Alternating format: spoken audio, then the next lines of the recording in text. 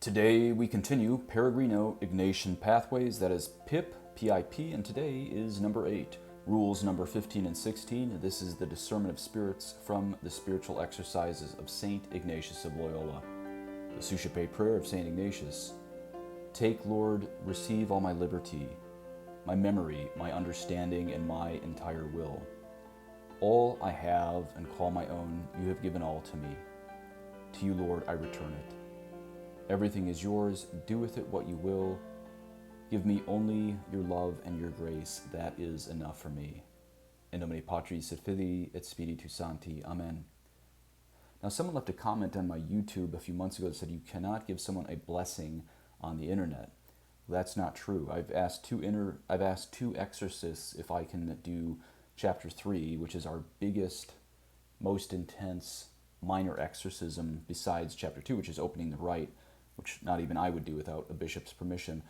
But we can do chapter 3, which is a 20-minute minor exorcism, the strongest of all minor exorcisms, on the phone. Now, please don't contact me to do that since I'm putting that out there.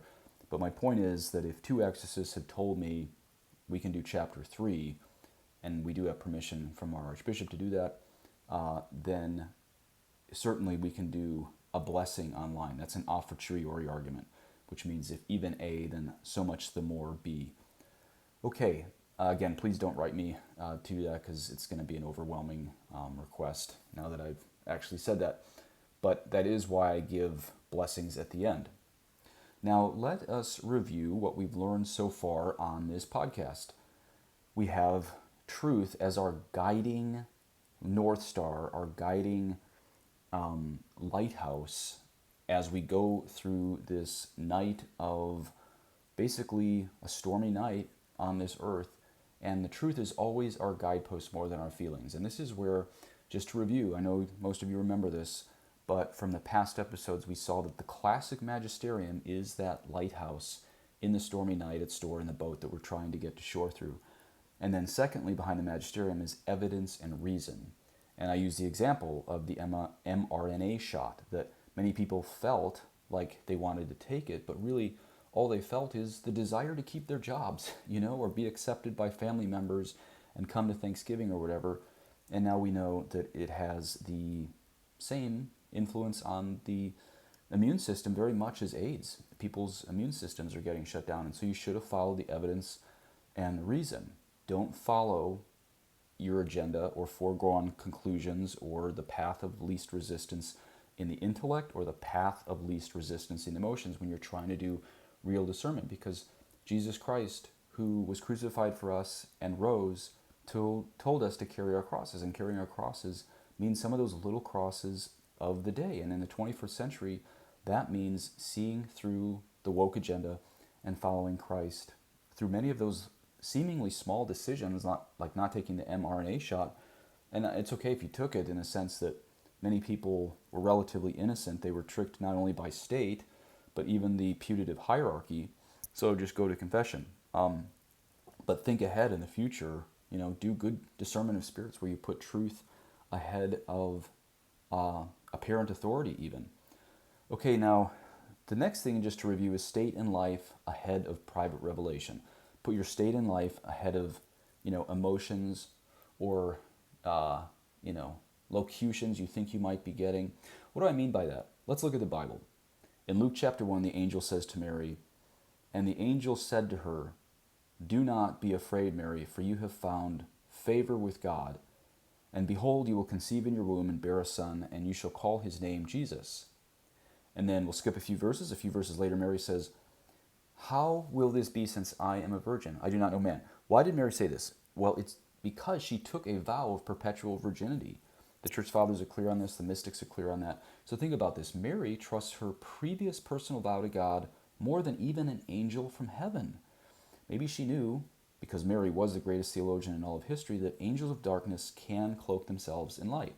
Now, of course, I'm not implying the angel Gabriel was an angel of darkness. But at first, when Mary couldn't square his message of her having a child with her previous promise of virginity, well, she took her vow as more important than even an apparent angel bringing a private revelation. And of course, it was a real angel bringing a private revelation. Again, I'm not blaspheming St. Gabriel, but one of the church fathers says as much, that Mary valued her promise of virginity even more than this apparent revelation. And that's why she kind of challenges St. Gabriel. How can this be, since I don't know man?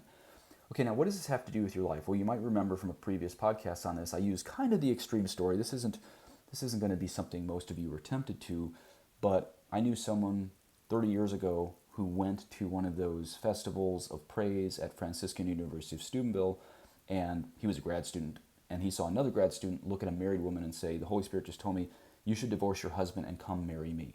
Now, of course, all of you can recognize that a story like that is just bananas.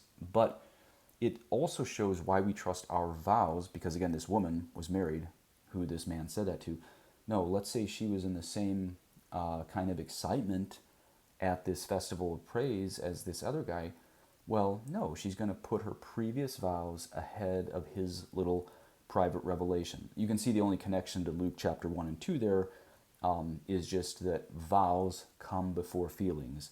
Promises come before locutions or private revelations. Of course, both of those are very, very different, because whatever this guy was getting to tell this woman to divorce her was entirely different from the announcement of the incarnation at the Annunciation. So I don't mean to line up that in a blasphemous way. I just mean that we always put our vocation and our public vows ahead of our private feelings. That's the only connection there. So don't go too far past that. But I do want to give another example that's going to probably make, I don't know, less than 5% of my listeners not too happy, because we're going to talk briefly about Medjugorje. You know, the alleged visionaries at Medjugorje, they say this. I'm going to read you a few of these quotes, and you can probably hear as I read you these quotes where we are going in this whole topic of revelation. So the alleged seer Ivanka Ivankovich said, and this is from the Franciscan Herald Press, 1984, in the book called The Apparitions of Our Lady of Medjugorje, she said, the Madonna, that is the Mother of God, according to her, said that religions are separated in the earth, but the people of all religions are accepted by her Son. Okay, that's not pure heresy, but it's certainly offensive to pious ears. But then next, there was a question, and this is from the book by Janice Connell, The Visions of the Children, The Apparitions of the Blessed Mother at Medjugorje. This is from St. Martin's Press, August of 1992. Sister Vika Ivankovich was asked, is the Blessed Mother calling all people to be Catholic? And she said, no, the Blessed Mother says all religions are dear to her and her Son. Okay, that's heresy. That's just heresy right there. So clearly, the Mother of God did not speak heresy. This is just proof this was a false revelation. And then locutionist Jelena Vasilich says, quote, the Blessed Mother has said, tell everyone that it is you who are divided on earth. The Muslims and the Orthodox, for the reason as Catholics, are equal before my Son and me. Okay, once again, that's heresy to say Muslims are equal to Catholics before God. They're all infinitely loved by God, but Mary would never say something misleading to make you think Islam will get you to heaven as rapidly as Catholicism. That's obviously bananas. And so, again, I'm sorry for the listeners who aren't happy at this. I do think probably something authentic was happening at Medjugorje at the beginning.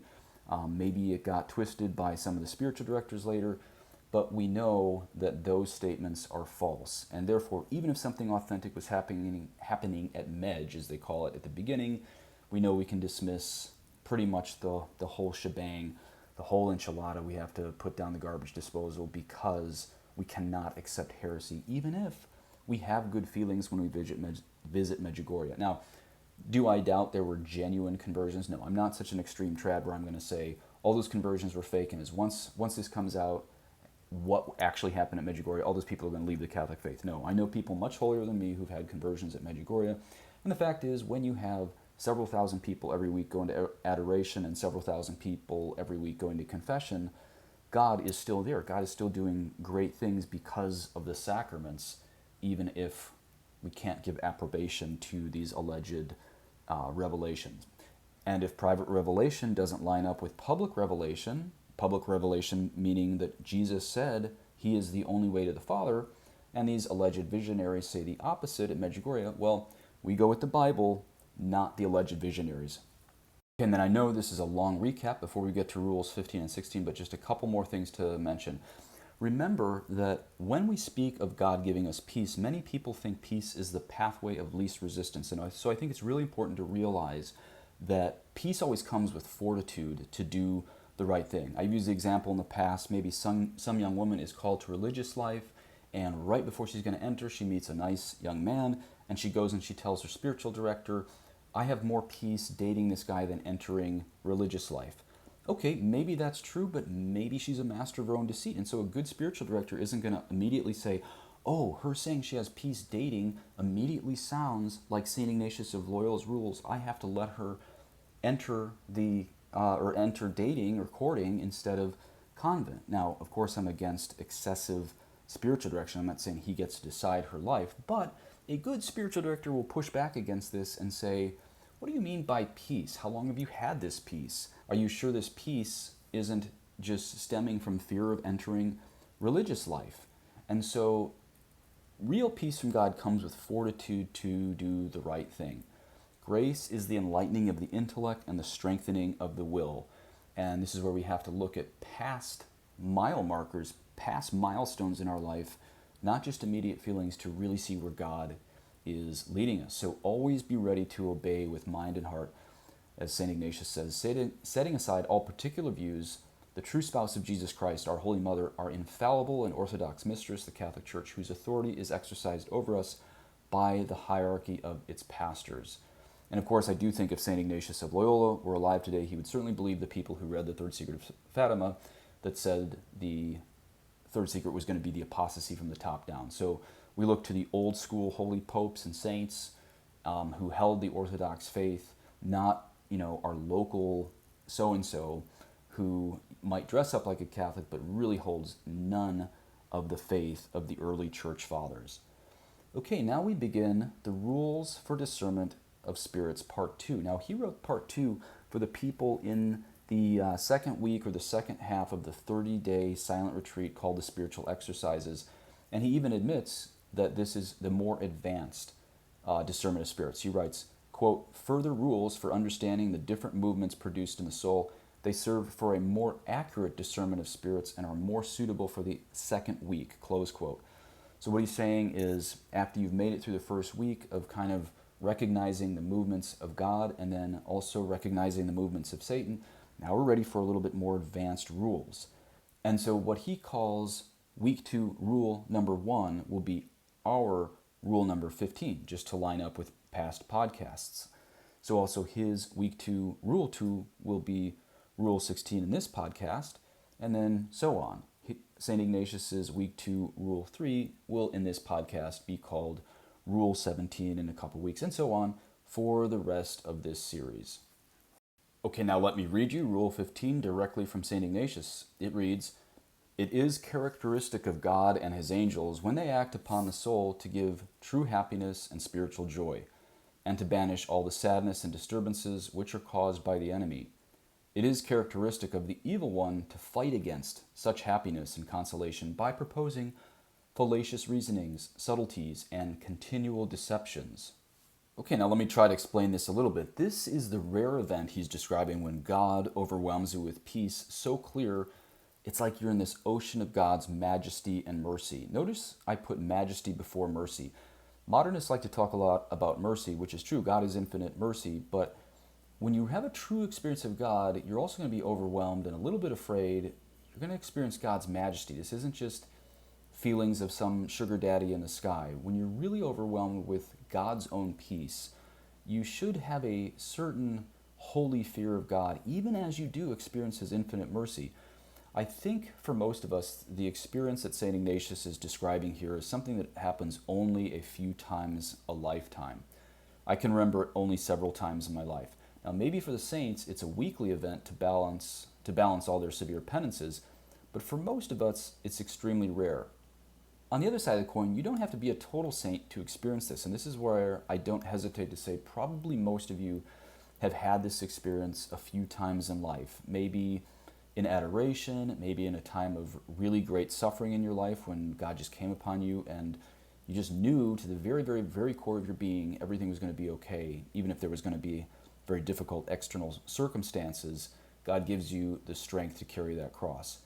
And so, as rare as it is, what St. Ignatius just described in 15 there, well, it's important to recognize that did come from God.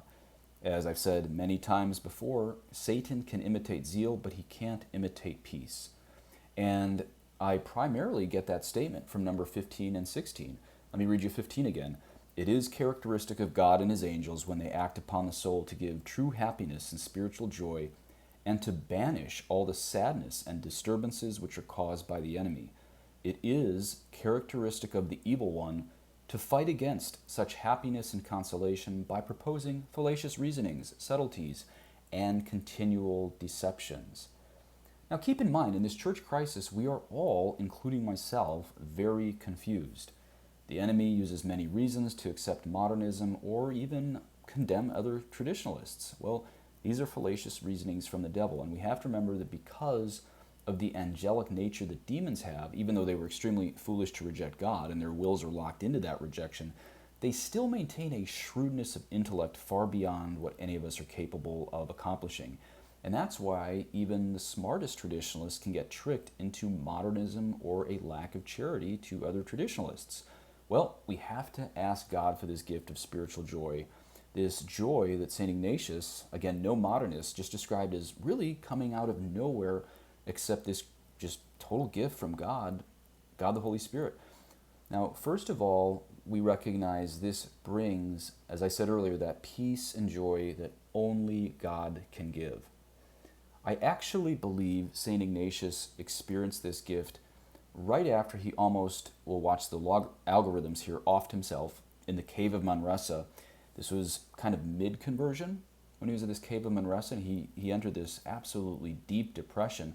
But then God brought him out of this into this ecstasy and basically uploaded the entire Catholic faith, bringing him out of this depression and preparing him for his titanic mission for the Catholic Church.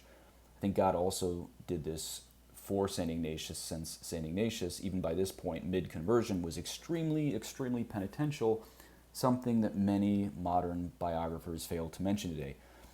Anyway, in St. Ignatius' depression in the cave, the devil tried to show him he couldn't be forgiven for all of his sins. But then, as I said, St. Ignatius was infused with God's peace and love to a supersonic level outside that cave in Manresa, and I'm convinced this was the main reason he wrote rule number 15 and 16. Keep in mind, the devil is unreasonable at first in his temptations to you. He'll give you really unreasonable ideas like, go smoke crack or something. But later in the spiritual life, the devil's actually reasonable. Let me say that again. As you advance in the spiritual life, the devil's temptations are actually reasonable. This probably happens nowadays when you go to prayer. If he can't tempt you to do something like really bad on the internet, right when you're going to prayer, he'll actually, put in your mind all these important things that you could do instead of prayer. Like not just bad things, actually good things. And that is all reasons from Satan to give up the spiritual life. In St. Ignatius' case, it was Satan telling him he had committed too many sins against God's majesty to be a saint. Now, granted, there was a little truth in this. Satan always has a little bit of truth, usually, in the things that he brings us. In that St. Ignatius at the point, had sinned before his conversion more than most of the saints. Ignatius committed many more sins than even St. Augustine before either of them had their conversion.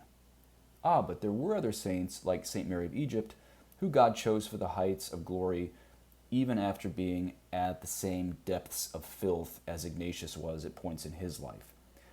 But most importantly, God's mercy was greater than his sins, something St. Ignatius couldn't do the calculus on.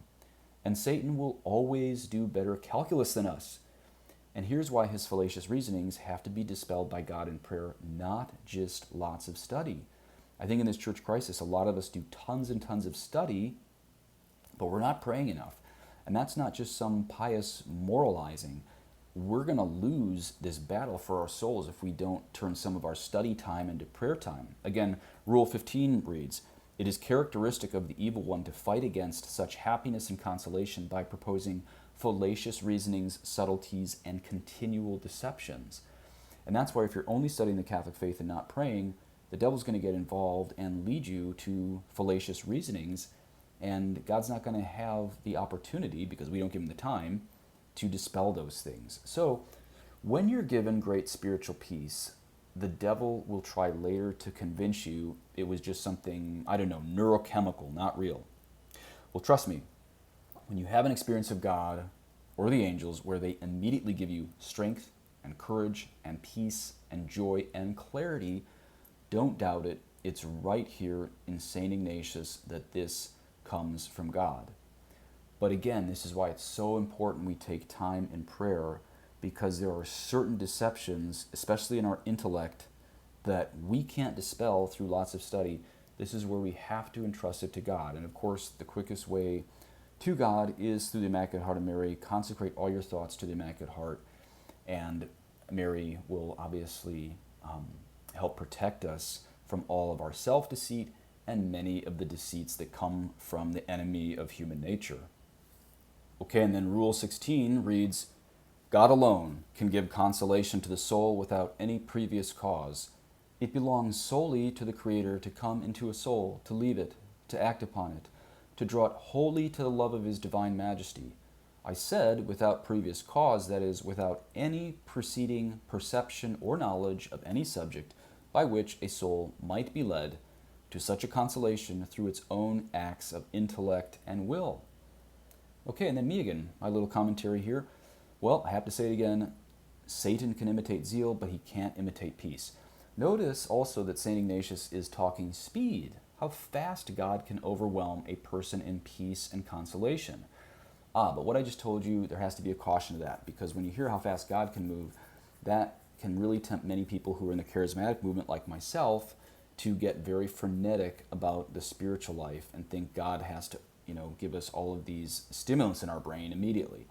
No, when we're talking about speed here, I don't want you to be frenetic and to try to just, fabricate peace or excitement in your mind, in your body, in your soul. Obviously slamming a few shots of whiskey can get you to forget about your troubles quickly and fabricate a false peace, but you always pay for it by more depression the next day. So we're talking about something much more than just forgetting your worries. What St. Ignatius is talking about here is God giving you a grace, not so much to forget your worries, but he places this peace and love and joy in your soul so strong that you have a love for the majesty of God far above your life circumstances. Not that those life circumstances change, but that you're given the grace to carry those. When St. Ignatius was recovering from that cannonball to his leg, and this was also pre-conversion, he wanted to read military books. And if I remember correctly, he did, on that bed in northeast Spain, read a few military books in his recovery before reading the life of Christ and the life of the saints. Well, after reading those military books, those war books, he really, a couple months later, he examined his feelings in retrospect about reading those war books, and he realized with war books that he got thrilled at first, but deflated later.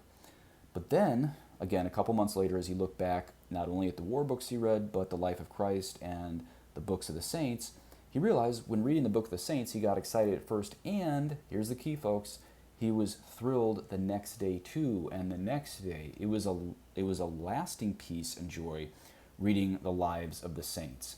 I mean, this is so, I hate the word relevant, but this is so relevant to people today that, imagine you have a son who lives in the basement and he plays 4 hours of video games a day.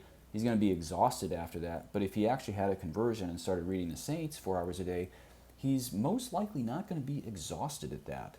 I mean, sometimes after a big conversion, you need to sleep for 14 hours.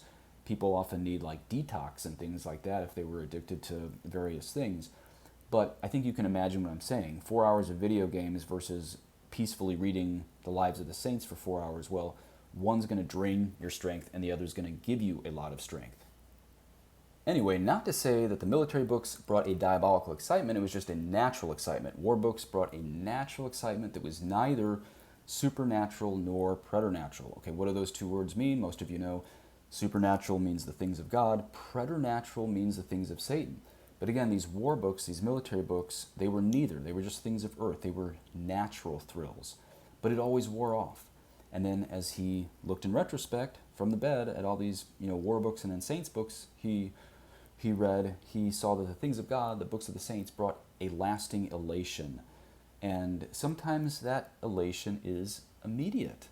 Again, Rule 16, God alone can give consolation to the soul without any previous cause. It belongs solely to the Creator to come into a soul, to lead it, to act upon it, to draw it wholly to the love of His divine majesty. I said without previous cause, that is, without any preceding perception or knowledge of any subject by which a soul might be led to such a consolation through its own acts of intellect and will. Now, I think it's really important to notice here the word belongs. Why did St. Ignatius say it belongs solely to the Creator to come into a soul?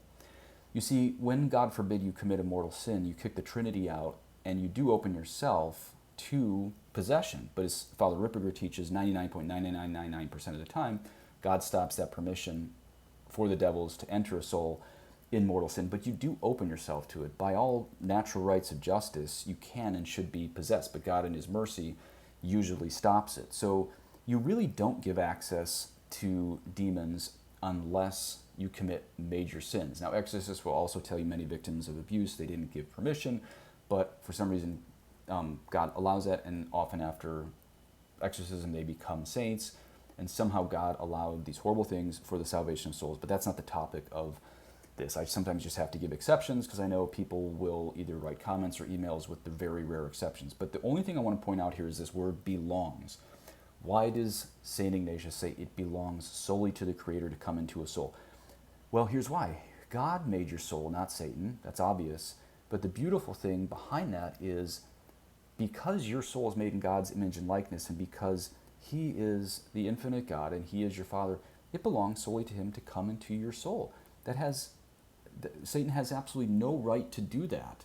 It belongs solely to the Creator because He is God to come into a soul.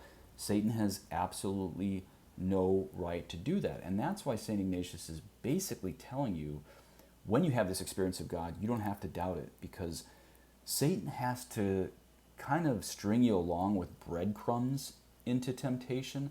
He can only get that hoof in the door of your intellect and will later so he can get the horns in. He has to kind of lead you along with breadcrumbs precisely because he knows he doesn't have access to your soul. In fact, a possessed person, Satan only has access to their body, not their soul. Did you know that that's actually the definition of possession? That the demon has possessed the body, not the soul. And so let's look again at 16. This means no books were needed for that immediate consolation when, even though Satan was tempting St. Ignatius in that cave of Manresa, when he came out of that next to the river, I can't remember the name of the river, I'll have to search it after this podcast, God downloaded the full mysteries of the Incarnation and the Trinity into his soul. Now, I warn you, of course, not to try to force this gift upon yourself. But if you get a smaller version of it, and again, I've got it only a few times in my life, just tremendous supersonic peace, knowledge of God's majesty, just out of nowhere, sometimes in adoration, sometimes in great periods of suffering in my life. Again, it's probably happened maybe 5 times in my life. Know that when it comes out of nowhere, that does come from God, not Satan. Satan is not allowed to imitate that level of peace and joy. Now, true, some joys in life you need to discern if it came from God or Satan. Like, let's say you have an interaction with a very charming person. Well, I've met very charming people who are very holy, and I've met very charming people who are very diabolical. So that type of stuff you have to discern. But when God gives you unchecked consolation out of nowhere, like let's say you're in adoration, not trying to be a mystic or something, but at least trying to pay attention in adoration, well, you can know that gift of peace is from God. And like all things, we have to give God the time at the very least. Sometimes we haven't given God that time, and in periods of great suffering, he can give us that infused peace. It's obviously his prerogative. He doesn't have to follow my rules on this podcast, but I'm just trying to repeat to you the saints' rules for looking out for how angels and demons function in your soul. But anyway, even if we cannot fast and do penance and wear hair shirts like the saints, let us at least give God a bit more time in prayer. God really is that good to his creatures that I believe he wants to give us more of these gifts, these extraordinary gifts even, found in Rule 15 and 16, than most of us realize. Please say an Our Father for me, et benedictio Deum et potentis, Patris et Filii, et Spiritus Sancti, descendet super vos et maneat semper. Amen.